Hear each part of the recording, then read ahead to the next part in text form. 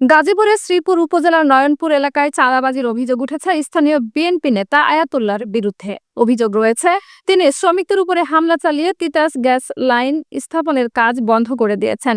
স্থানীয় সূত্রে জানা গেছে, আয়াতুল্লাহর নেতৃত্বে একদল দুর্বৃত্ত শ্রমিকদের উপরে হামলা চালিয়ে গ্যাস লাইন স্থাপন কাজ বন্ধ করে দেয় এবং একটি খনন যন্ত্র নিয়ে যায়। এ বিষয়ে সেলবো কেমিক্যাল কারখানার ব্যবস্থাপক আবুল সালাম খোকন জানিয়েছেন, গ্যাস লাইন স্থাপনের জন্য আয়াতুল্লাহ চাঁদা দাবি করেছিলেন। তবে চাঁদার অর্থ না দেওয়ায় হামলার ঘটনা ঘটে। হামলার পর থেকেই কারখানায় গ্যাস লাইন স্থাপনের কাজ বন্ধ হয়ে যায়। অন্যদিকে বিএনপি নেতা আয়াতুল্লাহ এসব অভিযোগ অস্বীকার করেছেন।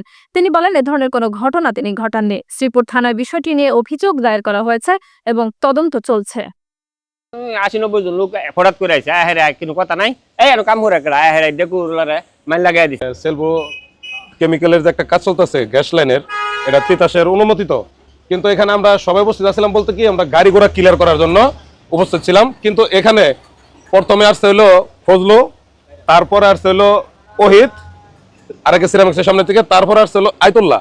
আয়শা না ওরা আয়শা ওরা কিছু করে নাই, আসলে ওরা এরকম একটা পরিকল্পনা নিয়ে আইছে এই জায়গায়, মানে ওদের যে পোলাফান গুলা এগুলা কিন্তু আমাকে একটা এলাকার ভিত্তিক না, এগুলা সব এলাকার বাহিরের। ওরা আইসাইরা মানে ভাই ওনার আমাদের সাথে কথা বলা মানে লাগালাগি, মানে মায়ের ঘুষি যা যেমনি যা পারছে। যে শহীদ ভাইকে অনেক মারধর করেছে, আমাকে মারধর করেছে, এনামূল হক মনিকা কাকাকে মারধর করেছে। পোলাবান এসে ওই দিক ঘিরিক দিয়ে এনামূল ভাই ওরা হুমকি দিছে, ওরা এসে এর মধ্যে এসে কাম বন্ধ কি থিয়ে ওরা ভিগু টিকু নিয়ে চলে গেছে গা।